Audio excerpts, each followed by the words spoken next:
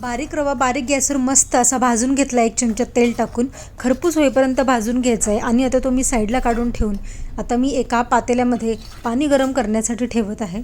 पाणी गरम होते तोपर्यंत मी एकीकडे कढईमध्ये छान असं तेल गरम केले, त्यात मोहरी तडतडू दिली आहे. थोडेसे शेंगदाणे टाकून मी त्यामध्ये जिरे मिक्स केलेले आहेत.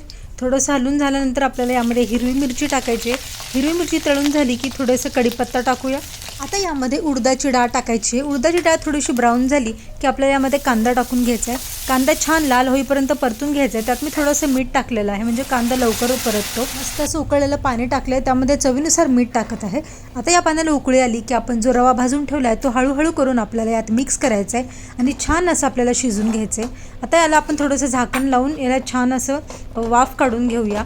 वाफ काढून झाल्यानंतर आपल्याला हे छान मिक्स करून घ्यायचं आहे. अशा प्रकारे आपलं नाश्ता सेंटरमध्ये मिळतं तसं उपीट तयार झाले. तुम्हाला रेसिपी आवडली असेल तर नक्की सबस्क्राईब करा.